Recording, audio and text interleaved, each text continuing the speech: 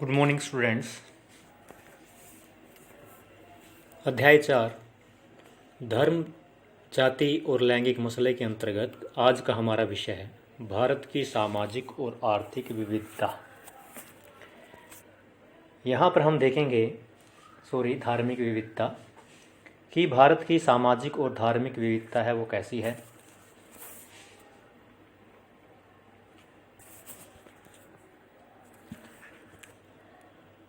कि भारत में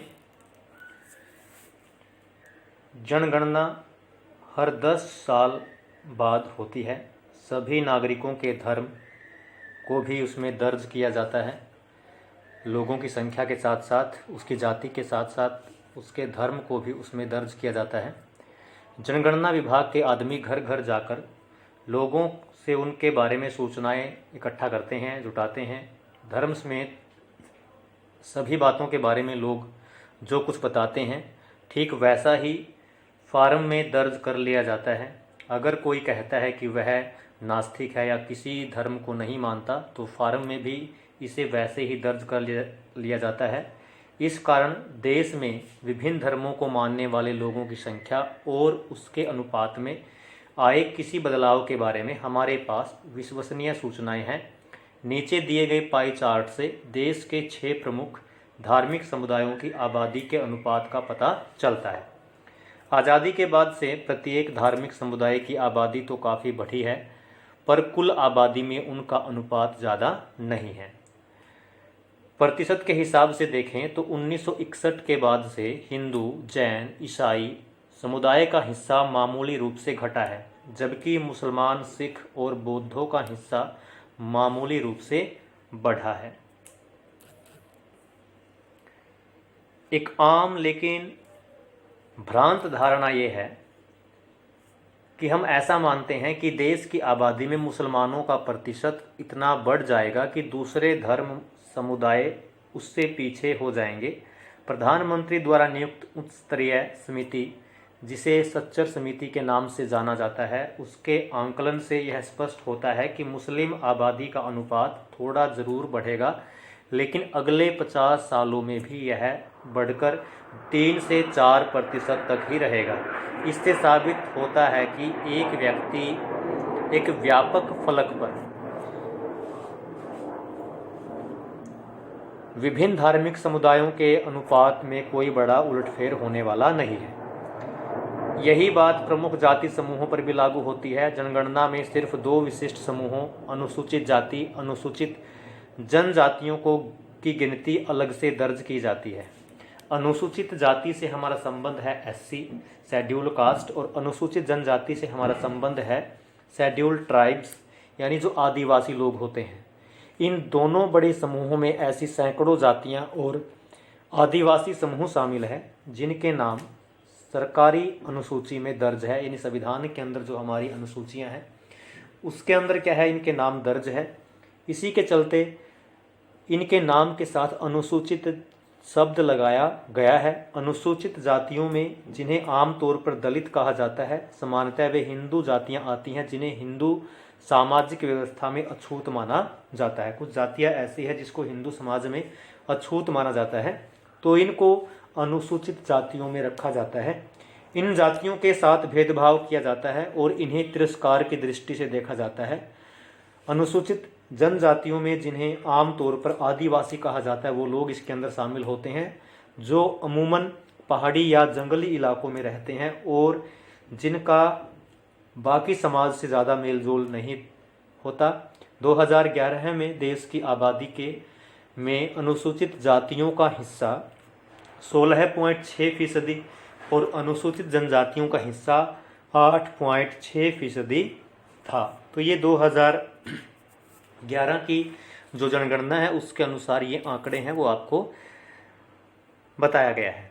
उसके बाद आप देखिए ये जो पाई चार्ट है वो दिया गया है, इसमें भारत के अंदर पाए जाने वाले विभिन्न जो धार्मिक समूह हैं उनके बारे में बताया गया है। 2011 की जनगणना के अनुसार कि हिंदू कितने हैं 79.8%, मुस्लिम कितने हैं 14.2%, ईसाई कितने हैं 2.3%, सिख कितने हैं 1.7%, ऐसे ही बौद्ध 0.7%, जैन 0.4% और अन्य धर्म जो है वो 0.7% कुछ लोग ऐसे भी हैं जो ये कहते हैं कि हमारा कोई धर्म नहीं है, हम किसी धर्म को नहीं मानते, तो वो है 0.2%।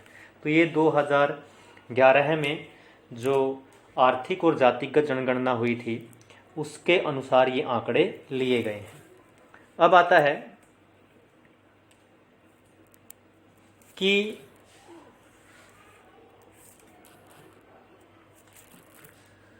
समाज के अंदर बहुत से ऐसे महापुरुष हुए हैं जैसे ज्योतिराव फुले, डॉक्टर BR अम्बेडकर, महात्मा गांधी।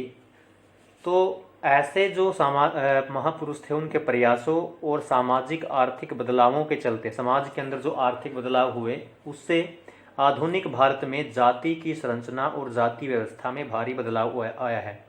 आर्थिक विकास, शहरीकरण, साक्षरता और शिक्षा के विकास, पेशा चुनने की आज़ादी और गांवों में जमींदारी व्यवस्था के कमज़ोर पड़ने से जाति व्यवस्था के पुराने स्वरूप और वर्ण व्यवस्था पर टिकी जो मानसिकता में बदलाव आ रहा है। हमारा समाज क्या है, प्राचीन काल में 4 वर्णों में बटा हुआ था। पहला आपका पुरोहित ब्राह्मण, दूसरा आपका क्षत्रिय और तीसरा आपका वैश्य और चौथा शूद्र। तो ब्राह्मण का काम था पूजा पाठ करना, क्षत्रिय का काम था इन तीनों जो वर्ण थे इनकी रक्षा करना, और वैश्य व्यापार करता था, और जो शूद्र है वो ऊपर के तीनों जो वर्ण हैं उनकी सेवा करता था। तो भारत के अंदर जो जाति व्यवस्था में बदलाव आया है तो उस बदलाव के पीछे कारण क्या है? एक तो देश के अंदर क्या हुआ, आर्थिक विकास हुआ है, दूसरा शहरीकरण हुआ है, तीसरा साक्षरता बढ़ी है, शिक्षा का विकास हुआ है। अब लोगों को पेशा चुनने की आज़ादी है, वो कोई भी काम है वो कर सकते हैं। ऐसी बात नहीं है कि जो नाई का बेटा है वो नाई का ही काम करेगा, वो कोई भी जो काम है या पेशा है वो चुन सकता है। गांव में जो जमींदारी प्रथा क्या होगी, कमज़ोर पड़ गई, जिससे क्या हुआ है, जाति व्यवस्था क्या है वो थोड़ा कम हुई है या जाति व्यवस्था कमज़ोर पड़ी है। शहरी इलाकों में तो अब ज़्यादातर इस बात का कोई हिसाब नहीं रखता कि ट्रेन या बस में उसके साथ वाली सीट पर किस जाति का व्यक्ति बैठा है, या होटल में जब खाना खा रहे होते हैं तब हम ये नहीं सोचते कि आपकी मेज पर बैठकर खाना खा रहे आदमी की जाति क्या है। संविधान में किसी भी तरह की जातिगत भेदभाव का निषेध किया गया है, या संविधान के अनुसार किसी के साथ जाति के आधार पर कोई भेदभाव नहीं कर सकते। संविधान में जाति व्यवस्था से पैदा हुए अन्याय को समाप्त करने वाली नीतियों का आधार तय किया गया है। अगर 100 साल पहले का कोई व्यक्ति एक बार फिर भारत लौट कर आए तो यहाँ पर जो जाति व्यवस्था के अंदर जो बदलाव आए हैं उनको देख करके वो हैरान हो जाएगा, उसको विश्वास नहीं होगा अपनी आंखों के ऊपर, क्योंकि इतनी सारा जो सामाजिक जो व्यवस्था है वो बदल चुकी है। बहरहाल समकालीन भारत में जाति प्रथा विदा नहीं हुई है, लेकिन आज भी क्या है, हमारे समाज के अंदर जाति व्यवस्था है वो वैसी ही की वैसी ही है, थोड़ी कमज़ोर हुई है लेकिन अब भी बरकरार है। जाति व्यवस्था के कुछ पुराने पहलू अभी भी बरकरार है। अभी भी ज़्यादातर जो लोग हैं अपनी जाति या कबीले में ही शादी करते हैं। तो शादी क्या है, अपनी जाति में करते हैं। तो ये हमें आम समाज के अंदर देखने को मिलता है। स्पष्ट संवैधानिक प्रावधान के बावजूद छुआछूत की प्रथा अभी भी पूरी तरह समाप्त नहीं हुई है। हमारे संविधान के अंदर जो छुआछूत है उसको समाप्त कर दिया गया है। ऐसा माना जाता था अगर कोई नीची जाति का व्यक्ति कोई ऊपर की जाति के व्यक्ति को अगर छू लेगा तो वो क्या हो जाएगा, अछूत हो जाएगा। तो उनको अछूत माना जाता था नीचे जाति के व्यक्तियों को। तो ये जो प्रथा है ये हमारे संविधान ने इसके ऊपर प्रतिबंध लगा दिया, कानून बना दिया कि कोई छुआछूत के आधार पर किसी के साथ भेदभाव नहीं करेगा। लेकिन आज भी ये जो प्रथा है वो कहीं ना कहीं हमारे समाज में गांव देहात में चल रही है। जाति व्यवस्था के अंतर्गत सदियों से कुछ समूहों को लाभ की स्थिति में तो कुछ समूहों को दबाकर रखा गया है। तो जाति व्यवस्था में क्या है, बहुत सारी जातियां ऐसी हैं जिनको एक लंबे समय तक क्या है समाज के अंदर जो उनको अधिकार जो मिलने चाहिए थे उनसे वो वंचित रहे हैं। इसका प्रभाव सदियों बाद आज तक नजर आता है। जिन जातियों में पहले से ही पढ़ाई लिखाई का चलन मौजूद था और जिनकी शिक्षा पर पकड़ थी, वो आधुनिक शिक्षा व्यवस्था में भी क्या है, उनका ही बोलबाला है। जिन जातियों को पहले शिक्षा से वंचित रखा जाता था या जिनको शिक्षा प्राप्त करने का अधिकार नहीं था, उनके सदस्य अभी भी स्वाभाविक तौर पर पिछड़े हुए हैं। यही कारण है कि शहरी मध्यम वर्ग में अगड़ी जाति यानी जिनको समाज में बड़ी जातियां या जिनको बड़ी जाति माना जाता है, उनके लोगों का अनुपात असामान्य रूप से काफ़ी ज़्यादा है। जाति और आर्थिक हैसियत में काफ़ी निकट का संबंध है, क्योंकि नीची जाति के जो व्यक्ति है वो आर्थिक रूप से क्या मिलते हैं, कमज़ोर मिलते हैं, और जो ऊंची जाति के व्यक्ति हैं वो आर्थिक रूप से थोड़ा सा क्या होता है, उनकी स्थिति क्या होती है, अच्छी होती है। अब आता है राजनीति में जाति। सांप्रदायिकता मैं आपको बता चुका हूँ कि धर्म के आधार पर जब क्या होता है, कोई संख्या में कोई अधिक, कोई धर्म के लोग संख्या में अधिक है, बहुसंख्यक हैं, और वो जो संख्या में कम है, अगर उनके साथ वो भेदभाव करे या उनके साथ वो बेगानेपन का व्यवहार करे तो इस सोच को ही सांप्रदायिकता कहा जाता है। तो सांप्रदायिकता की तरह जातिवाद भी इस मान्यता पर आधारित है कि जाति ही सामाजिक समुदाय के गठन का एकमात्र आधार है। इस चिंतन पद्धति के अनुसार एक जाति के लोग एक स्वाभाविक समाज समुदाय का निर्माण करते हैं। आप देखिए अपने गांव में ही आपके आसपास आपकी जाति से ही संबंध रखने वाले लोग क्या हैं, वो आपके आसपास होंगे, उन्हीं के घर आपका आना जाना होगा। विवाह शादी में भी क्या है, एक दूसरे को निमंत्रण है वो अपनी जाति के अंदर ही दिए जाते हैं, अपनी जाति के लोगों से ही विवाह और शादी है वो की जाती है, और उनके हित एक जैसे होते हैं तथा दूसरी जाति के लोगों से उनके हितों का कोई मेल नहीं होता, जैसा कि हमने सांप्रदायिकता के मामले में देखा। यह मान्यता हमारे अनुभव से पुष्ट नहीं होती। हमारे अनुभव बताते हैं कि जाति हमारे जीवन का एक पहलू जरूर है, लेकिन यही एकमात्र या सबसे ज़्यादा महत्वपूर्ण पहलू नहीं है। राजनीति में जाति अनेक रूप ले सकती है। तो राजनीति में जाति है वो क्या क्या रूप ले सकती है उसके विषय में हम जानेंगे। राजनीति में जाति, ध्यान रहे, राजनीति में जाति क्या क्या रूप ले सकती है। पहला, जब पार्टियां चुनाव के लिए उम्मीदवारों के नाम तय करती है तो चुनाव क्षेत्र के मतदाताओं की जातियों का हिसाब ध्यान में रखती है ताकि उन्हें चुनाव जीतने के लिए जरूरी वोट मिल जाएं। जब सरकार का गठन किया जाता है तो राजनीतिक दल इस बात पर ध्यान रखते हैं कि उनमें विभिन्न जातियों और कबीलों के लोगों का उचित जगह दी जाए। तो कोई भी पार्टी जब अपना उम्मीदवार खड़ा करती है तो वो जाति व्यवस्था का हिसाब लगाती है, किस जाति के वोट उस क्षेत्र में अधिक है तो उसी हिसाब से अपने जो उम्मीदवार है उनको खड़ा करती है। और जब सरकार बन जाती है तो सरकार ये भी देखती है कि सरकार के अंदर सभी जाति या सभी कबीलों के जो लोग हैं उनको उचित जगह दी जाए ताकि वो उनसे नाराज ना हो।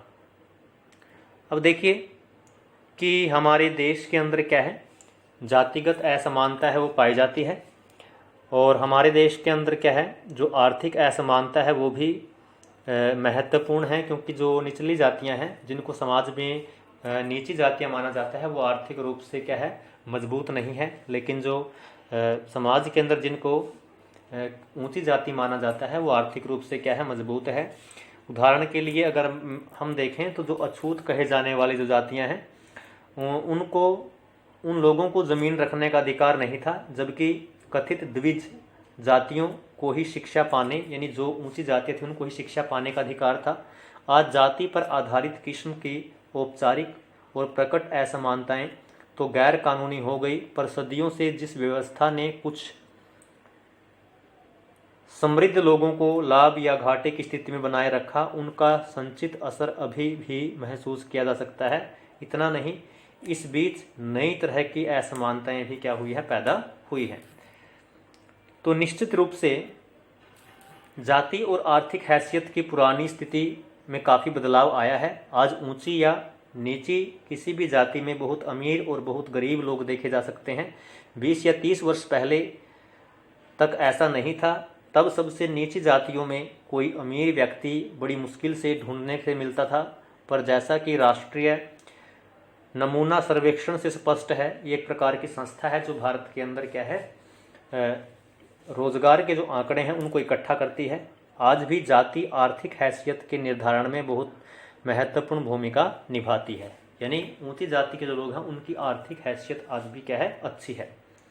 औसत आर्थिक हैसियत, जिसे मासिक खर्च जैसे हिसाबों से मापा जाता है, अभी भी वर्ण व्यवस्था के साथ गहरा संबंध रखती है, दर्शाती है। ऊंची जाति के लोगों की आर्थिक स्थिति सबसे अच्छी है, दलित तथा आदिवासियों की आर्थिक स्थिति क्या है, सबसे खराब है, जबकि पिछड़ी जातियां बीच की स्थिति में आती है।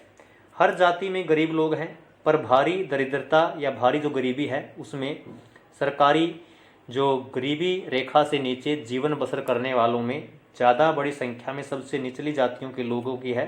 ऊंची जातियों में गरीबी का प्रतिशत सबसे कम है। इस मामले में भी पिछड़ी जातियों के लोग बीच की स्थिति में आते हैं।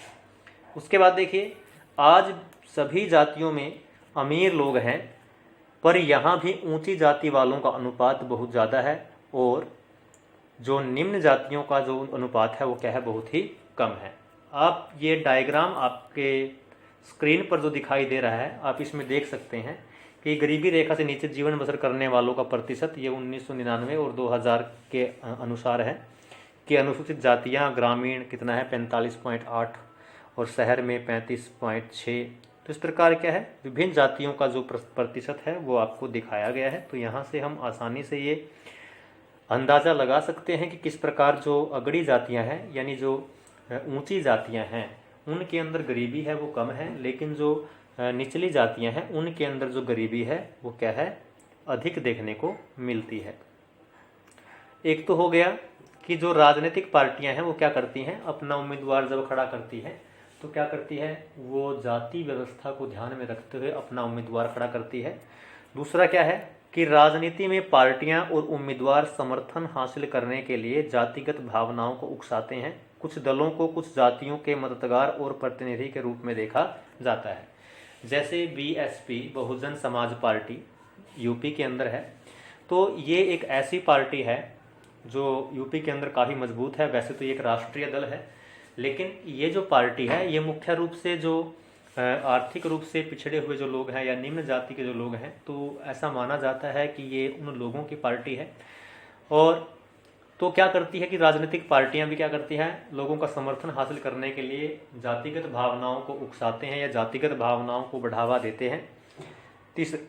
तीसरा सार्वभौम वयस्क मताधिकार और एक व्यक्ति एक वोट की व्यवस्था ने राजनीतिक दलों को विवश कर दिया है कि वे राजनीतिक समर्थन पाने और लोगों को गोलबंद करने के लिए, अपने साथ उनको मिलाने के लिए, इससे उन जातियों के लोगों में नई चेतना पैदा हुई है जिन्हें अभी तक छोटा या नीचा माना जाता था। मतलब जब ये सार्वभौम वयस्क मताधिकार क्या है कि प्रत्येक व्यक्ति को वोट देने का अधिकार हो, चाहे वो किसी भी जाति, किसी भी धर्म या किसी भी वर्ग से हो, चाहे वो गरीब है या अमीर है। तो इससे क्या हुआ है, जो राजनीतिक पार्टियां हैं उनको क्या है, जो गरीब लोग हैं उनकी भी ज़रूरत है किसके लिए, वोट के लिए। तो राजनीति में जाति पर जोर देने के कारण कई बार यह धारणा बन जाती है कि चुनाव जातियों का खेल है, कुछ और नहीं। यह बात सच है नहीं है, तो ये क्या है, हम बाद में देखेंगे कि जो राजनीति में जाति का क्या महत्व है। अभी के लिए इतना ही, धन्यवाद।